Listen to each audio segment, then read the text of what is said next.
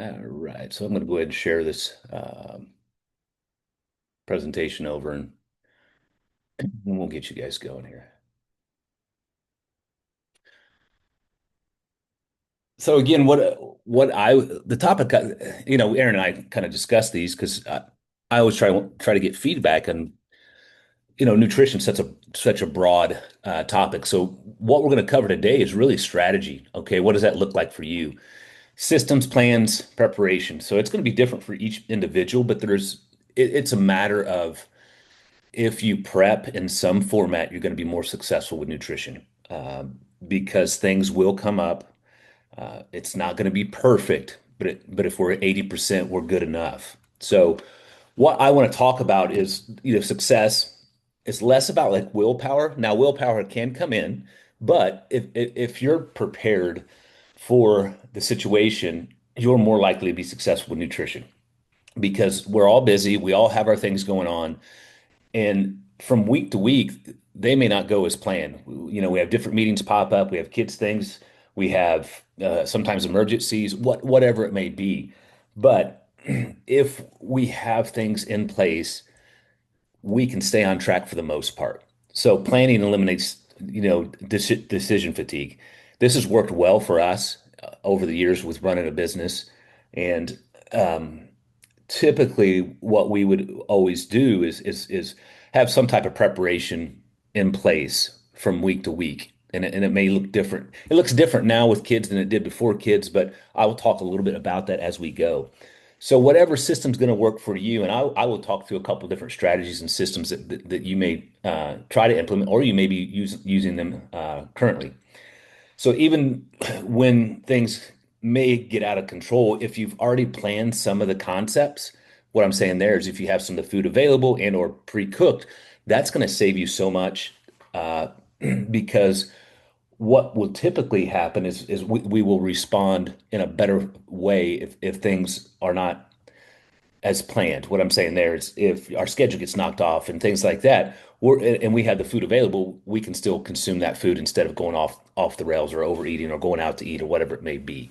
So planning is going to be key. Obviously, the mental component to it. It takes a stress response off of you. So that if you've got most of your week planned, then it's just operating what you have to accomplish within your daily task instead of worrying about what you have to eat. So, and it will take a little bit of time. Just like anything we focus on, it's going to get better. So, nutrition, if we focus on nutrition and planning, ultimately your nutrition and planning should see or be better. When I on ramp new guys, and it's interesting if they haven't tracked nutrition before and macro. So I do. Aaron does a little bit different strategy than I do. I make most of the guys go after macro goals and protein, which she'll do some of that.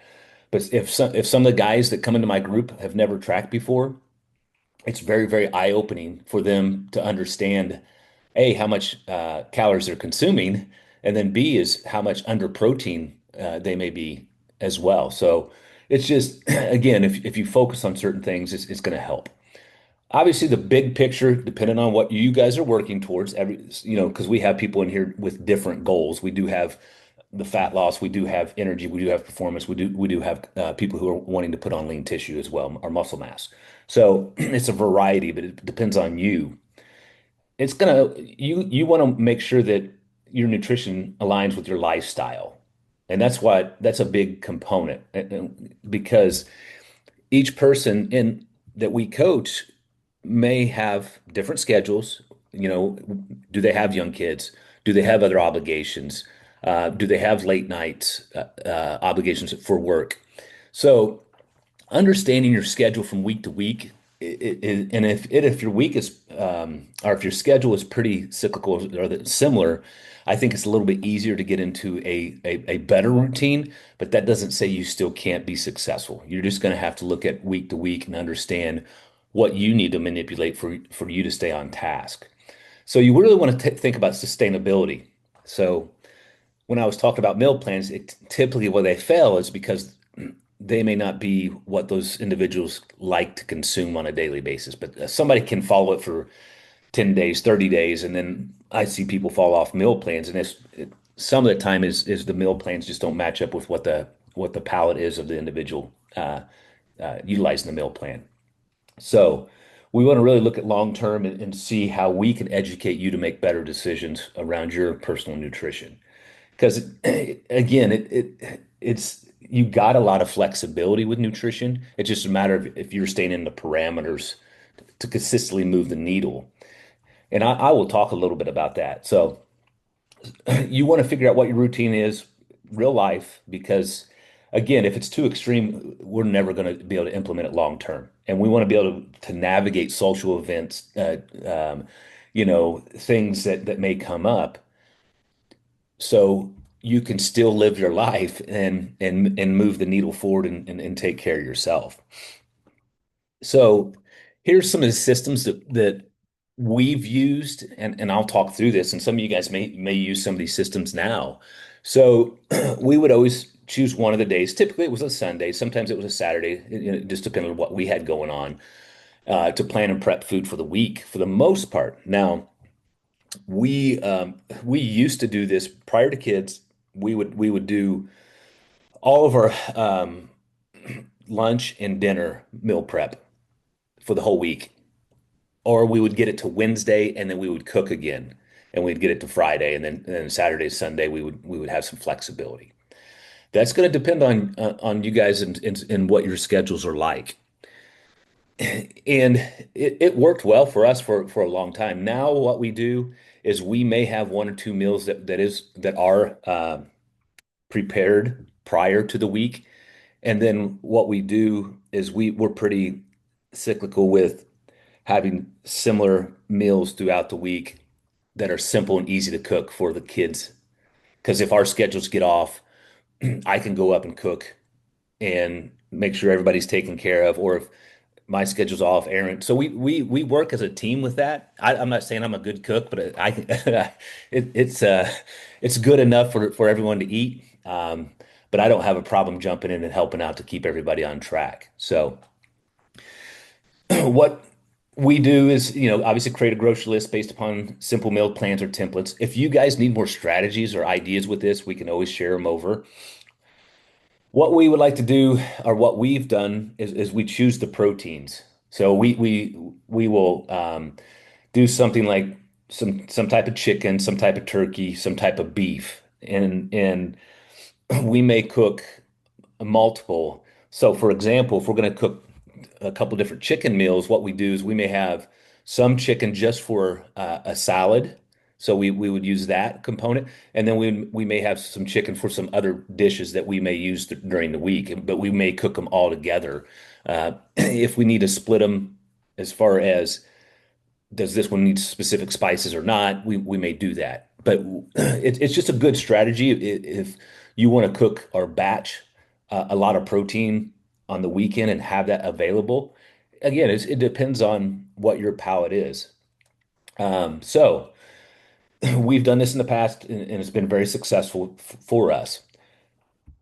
Pre-portioned meals in containers, grab quickly, boom, boom, boom. So they're there, right? So, and this has happened to us too. Now we've had those meals sometimes and they're ready. And then we're like, I don't want to eat that. And that's going to happen. And it does happen. But you do feel bad because you don't want to waste the food either. We've done that a couple of times and we said, hey, let's go grab something to eat. Let's get out of the environment or whatever because we had a stressful day. I get it. It's going to happen. But if you have the meals ready or available, typically you're going to consume them. And it's going to allow you to stay on track and be less stressed. So, and then always have backup options with protein. So like protein shakes, maybe some frozen type proteins where you can thaw them out. Quick snacks in case plans change. I think it's always good to have other protein sources and other sources available if things get hectic that you can get a hold of very easily. Because if you don't have stuff available, what you're going to typically do, go to go out to eat. I see that a lot, or have something ordered in. That happens quite often, and typically what happens is we don't make very good choices with that. What I'm saying there is maybe the macros are off, or maybe the calories are higher because somebody else made that food, or it's more carb based than protein, and it kind of knocks you off of where your what your goals were for that week.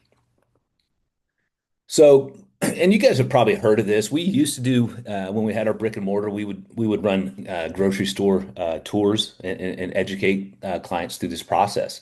I think we still have some documents around this. So, um, again, shop. They tell you don't go to the store hungry, so you buy out everything.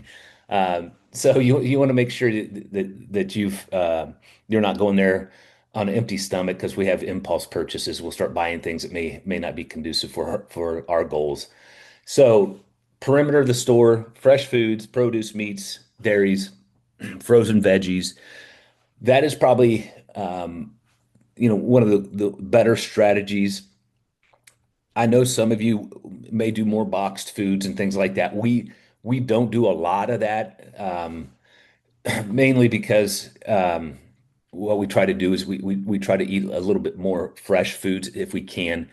And then if we get through midweek and we're running low on things, what we do is either have it shipped or we may hit a grocery store run, depending on, we try to keep tabs on what we have going on from day to day. And if stuff starts getting low, we're proactive of replacing some of those things that may be getting low. So with that said, you can buy in bulk with staple components like rice, oats, fruits. You got to watch. I mean, you want to go frozen fruits instead, because obviously fruits are not going to last very long.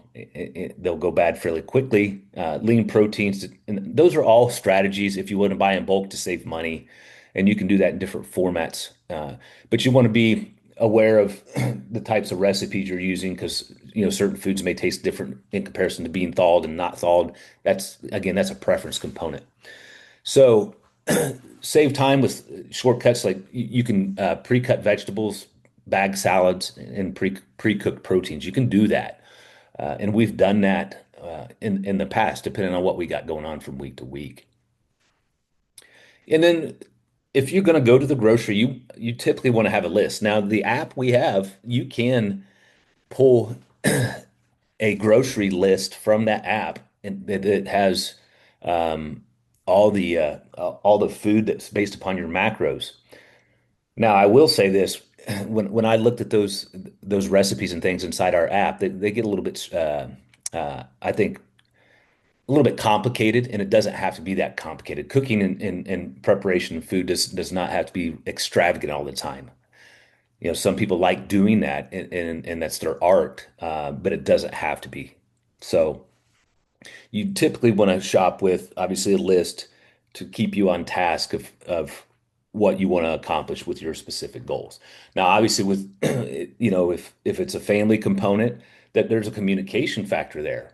Communicating with everyone that may be impacted, and I think it's always a good idea to if you have specific goals and the other members of the household have to know what you're trying to accomplish so they can be supportive in whatever format that looks like for them. So, being on the same page, it always goes a long way with that. And again, I briefly talked about this meal prep made simple. So we use the grill quite often. We have a natural gas grill outside that we will batch a lot of our proteins. So we'll do some of the chicken, some of the beef, and or we will use different crock pots and things of that nature, depending on the season. We'll do that more in the winter. So what you can do is cook all the lean meats for the week, prep them, roasted mixed veggies, broccoli, peppers, zucchini, on a pan sheet. We do that quite often. We'll cut them up and throw them in the oven and bake them. Uh, so you can also do large portions of your carb base as well, as long as it's going to last through the week. Some of the veggies may not last very long, so you just want to be aware. What I'm saying there is they may get mushy and things, and you may not want to eat them. So you may want to plan that based upon how long it's going to be before you get access to that specific food. All right. So You can do, again, the large carb-based and potatoes, rice, things of that nature is going to last a little bit longer. And then you can break them up individually, or you can keep them in one container and split them up based upon the meals. So you can mix and match and create different flavor profiles as well.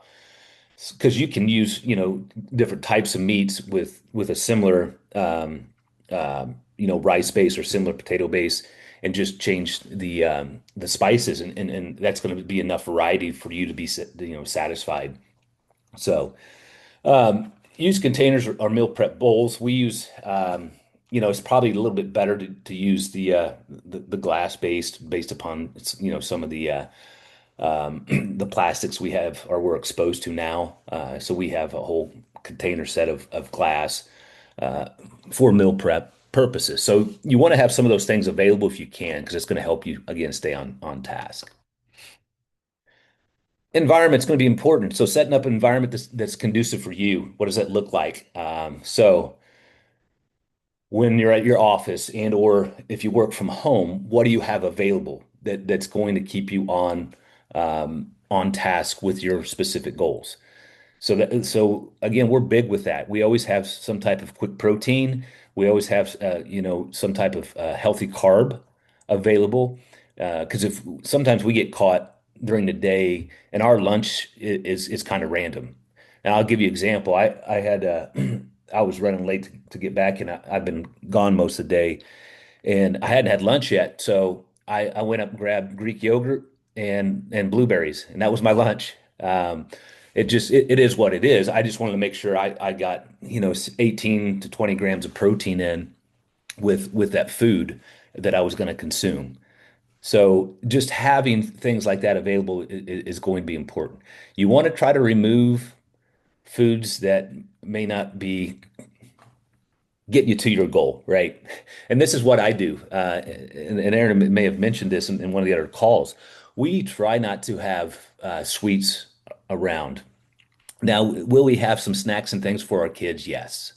But if they're around myself, I have a sweet tooth and I would eat them.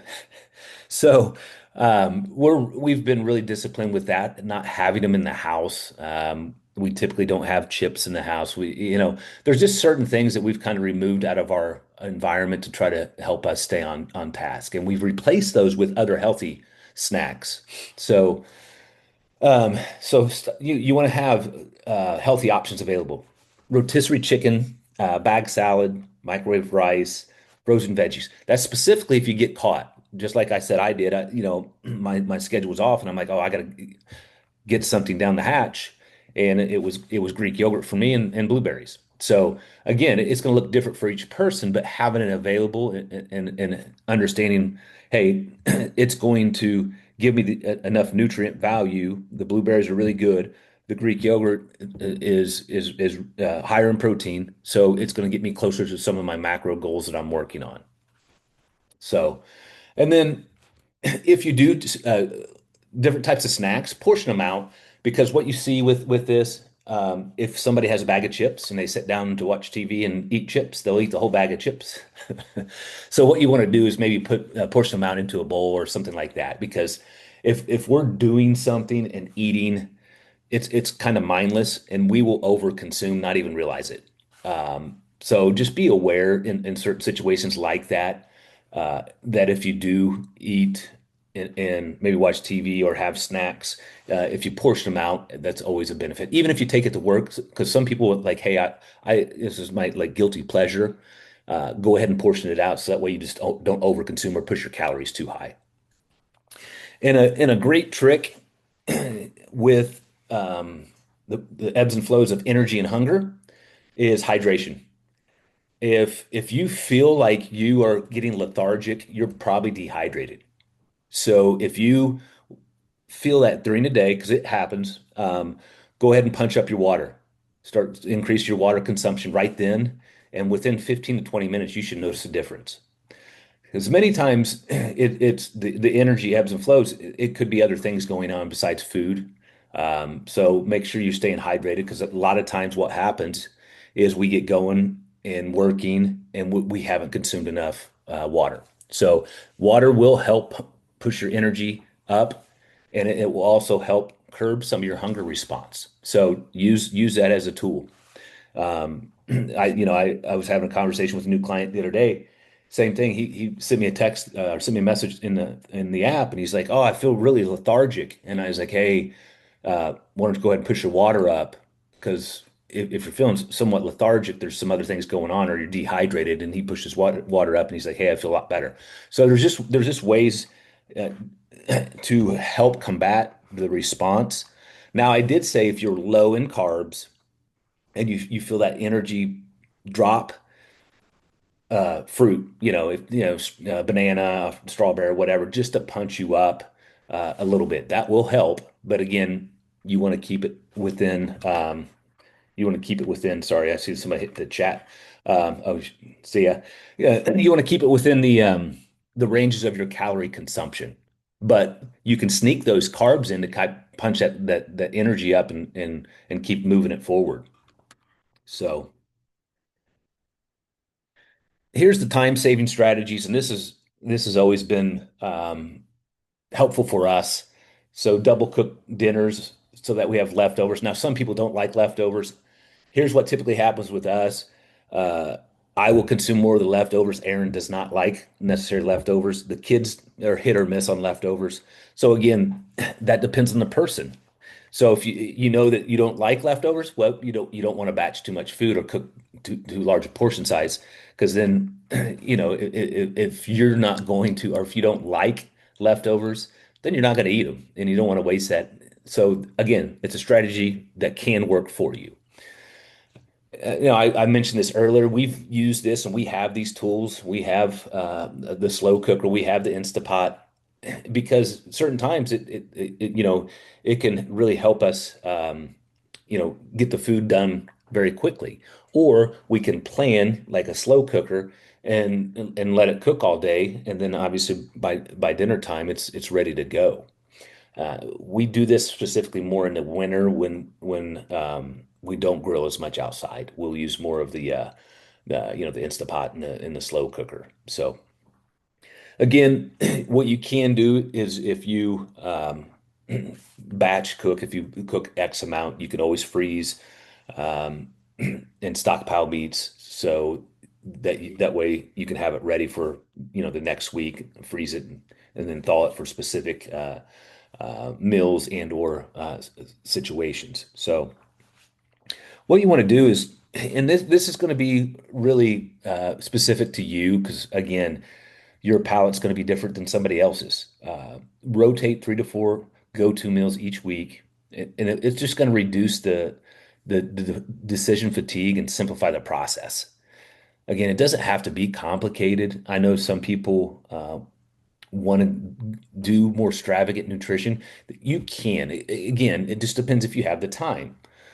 What we do is our nutrition's pretty simple. Now, Erin does like to cook and she will get more extravagant, but she picks and chooses when she does it. She may do that more on the weekend or when she has a little bit more extra time, but she does enjoy um, making more extravagant recipes. But during the week, we're typically um, you know, uh, pretty similar as to what we were consuming. Tonight we're probably going to have chicken and a salad.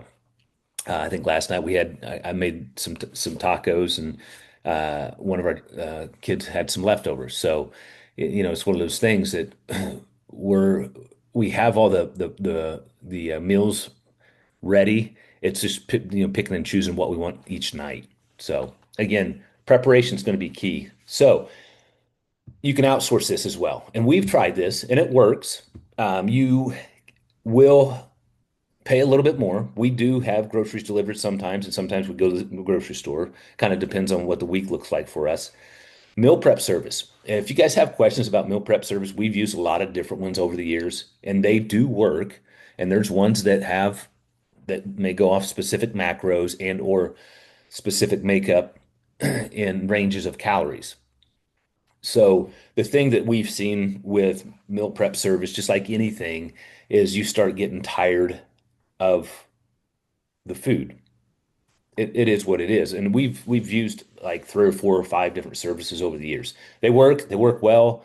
Um, you are going to pay for it because it's convenience. So you are going to pay a little bit more money for any type of meal prep service. But if it fits within the budget and it fits your schedule and it makes it easier for you, I mean, you're saving time and maybe a little headache. So it's not right or wrong. Again, it's finding what makes sense for you and your schedule. So we've done that, and with success as well.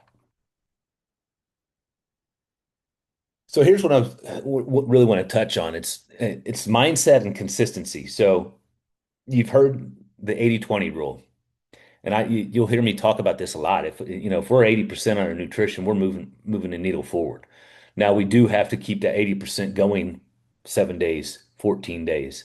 It has to stack that way because with nutrition, what I've seen and coached over the years is people do really well 5 days. They hit the weekend, they overconsume. Now, depending on how much they overconsume, what they do is they're break even though they had 5 days really good, they're in a deficit, the needle's moving. But if they've overconsumed so much calories, because it's easy to do, they're starting back from square one each week. So they're cycling. And that happens a lot. So you do have to get through, 5 day, 7 day, 14 day, 21 day. That needle will consistently move if you're 80%. Okay. So you do have flexibility, but you still have to stay within the parameters of the calories. That's the biggest thing, because we can have some of the the foods that are more enjoyable as long as our calorie range is close enough. We can't go too high. That's the big issue because it's a lot harder to burn calories than it is to consume them. So. You want to focus on building small, repeatable habits throughout your week. You always want to sit down and look and plan because if we're just showing up, that's going to be very challenging for you to make better decisions on your own nutrition. If you're just like, okay, what do I eat today? And you don't have anything available or you haven't thought through some of the process. So, again, you want to have a system that works for you. Again, progress is going to it'll compound. Every week of consistent planning reduces stress, increases momentum. Again, if we stack those 7, 14, 21, your needle is going to be moving in the direction you want it to move in. So it's got to be, you want it to be close enough. Again, 80%, and you compound those weeks, and you're going to move the needle and feel really good about it. And you're going to have some flexibility as well. Again, you want to try to anchor new routines. What does that Sunday look like for meal prep for you? Maybe Saturday. What does the rest of the week look like? We have a family calendar up in our kitchen, great big, behind the door. You open it up, and then we put all the kids' schedules on our. We have a dry erase board on our fridge, so we write all that stuff out on the weekend to make sure that we're understand whatever what responsibilities everyone has. So that way we're working as a team. That way, because I want everybody to be successful. They want me to be successful. So that's how we operate. Open lines of communication and making sure we're on the same page. So remember, nutrition success isn't about being perfect. You don't have to be perfect, not even close. Well, close, 80%. There you go. It's about creating a system that supports you long term and what works in your life. Now, can we go down the rabbit hole of like higher level health? Of course, but we can get people to lose weight and put on lean tissue and manipulate their makeup, percentage of body fat, without going overboard on restriction of nutrition. Now, long-term health, do you want to start making better decisions about what you're consuming? Of course, because unfortunately, our the quality of food available and the chemicals that are put in it are not conducive for us to have health for long term. So what you're consuming, you do want to start paying a little bit more attention to.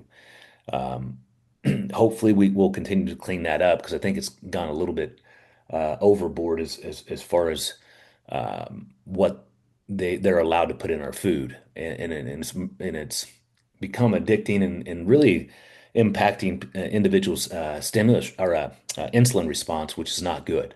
So, because that starts messing everything else up. But anyway, that's a whole nother topic. That's a whole nother.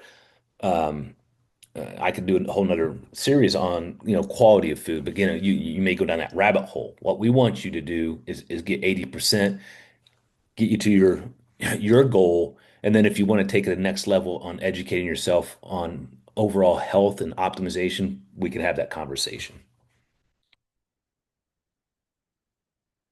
So, what you can do with this and the challenge, pick one day, set aside 1 or 2 hours, meal planning and prepping, grocery list. Obviously, the cool part is if you guys need more help with, and if you guys haven't been exposed to the Chat GPT, let us know because I think I can build some prompts that will allow you to throw, some of this nutritional stuff in there, and it'll spit out some meal plans, some meal prepping stuff, some ideas and strategies. So there's some prompts that you can do, mess around with this, and it'll give you grocery list and all that fun stuff. So if you guys want other resources, never hesitate to reach out. So you try to do a batch, at least two proteins, one carb, veggie, have ready to go. And what you can do is pre-portion snacks in containers. Again, that is if you're at the office, if you go to office and you're used to taking certain snacks or want certain snacks in, or if at night you're accustomed to sitting down or watching TV or doing certain things, and you have snacks, you want to portion those out because again, we can overconsume fairly quickly. And then evaluate how much easier your week feels when you plan and prep. Again, you don't have to do the whole week. Maybe you do just lunches. Maybe you do just dinners. Because we've done that in the past as well, where we just meal prepped only lunches because we were at our brick and mortar, and we didn't have a stove over there. We had a kitchenette and stuff, but we didn't have a stove. So we would always meal prep all of our lunches. So think about it that way. It doesn't have to be everything, but maybe you just choose one and then start winning that and controlling that, and then you can, increase it as you go.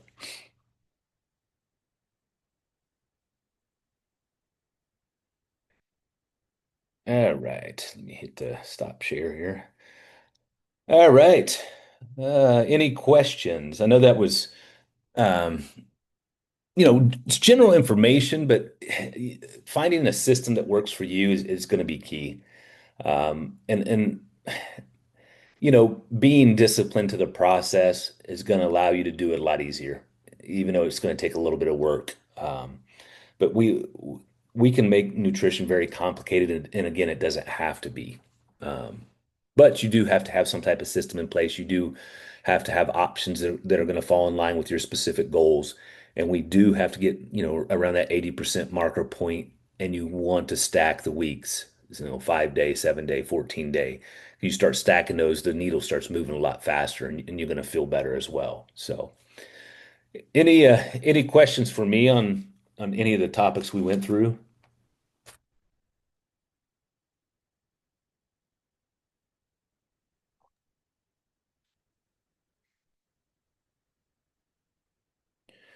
So if not, just let me know what we may do for this next week's educational component is we may throw some uh, different strategies and ideas out for you guys to give us a little bit of feedback in what direction. Again, nutrition's not exciting. It can get you can get into the chemistry and stuff, but we don't. I mean, we don't really need to go down that that rabbit hole to get you guys the results you want. We just got to get you some tools and some systems in place, and then help around making that part of what you do and who you are and how you show up.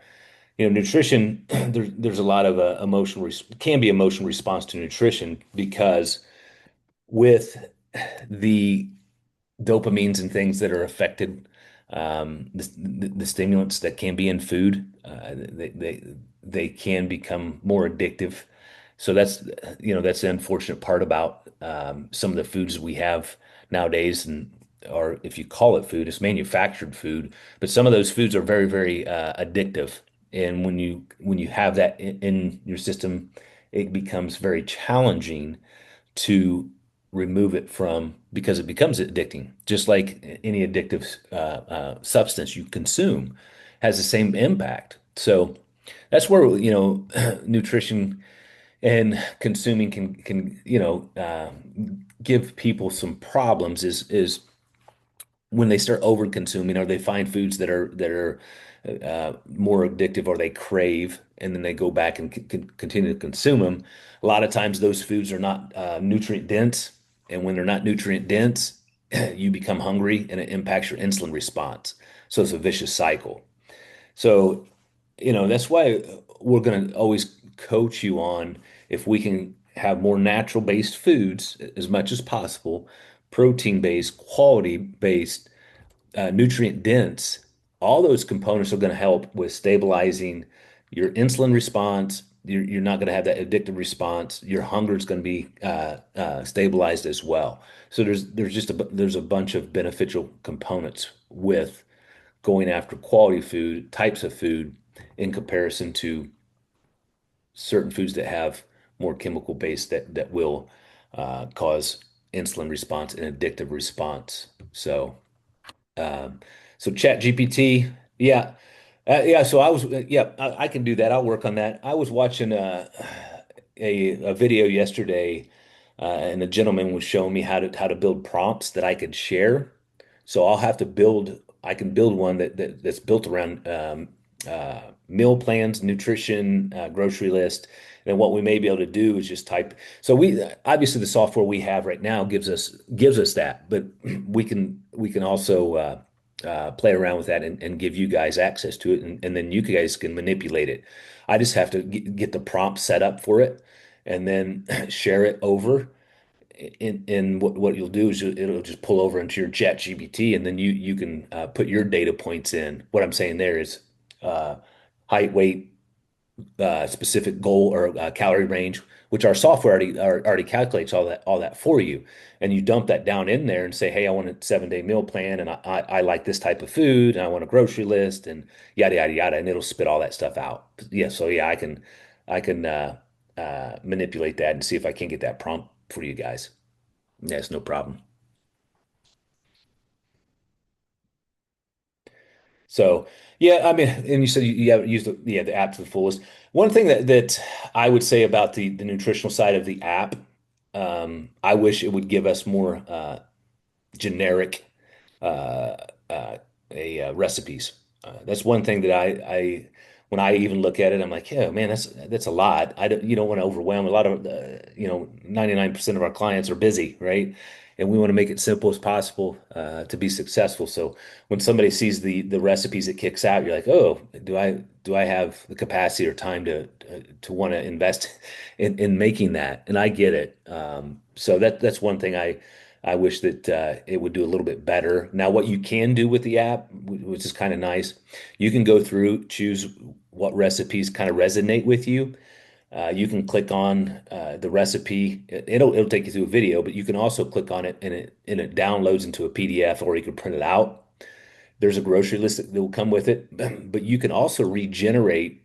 There's a little button you can click and regenerate a whole new recipe ideas based upon your macros within that setup. So it will give you, you know, 7 or 14 more days or 20, whatever. I can't remember how many days it gives you, but it'll give you all new recipes. You can regenerate the recipes, which I think is kind of nice because then you can go through and pick and, maybe find one or two that's a little bit simpler because there are a few that are simpler. But yeah, no, I will give you that. I'll work on that prompt and see if I can get that out here in the next day or two. I just have to play around with how to make it available for you guys. So, well, awesome. I appreciate it. Again, if you guys have other questions or needs, never hesitate. We have a lot of resources. It's not about overwhelming you. It's about figuring out what makes the most sense for you, and then helping you help guide you in that direction and support you through that process. So, with that said, I'll work on some of those prompts and kick them out to you guys, and then we will. I think Erin has a. Ooh, she may. I know we're traveling. I can't remember. She'll probably let you guys know about her coaching call. We have a conference. We leave on Thursday. But anyway, I think she may let you guys know on that one. But we're gonna have obviously this one next week as well, the nutrition, and then I might have her do a poll and see what are nutritional topics that you guys have interest in, so that we can better support you. So, with that said, have an awesome day. Again, I will get those prompts taken care of and see if I can kick them out to you guys. We'll talk with you soon.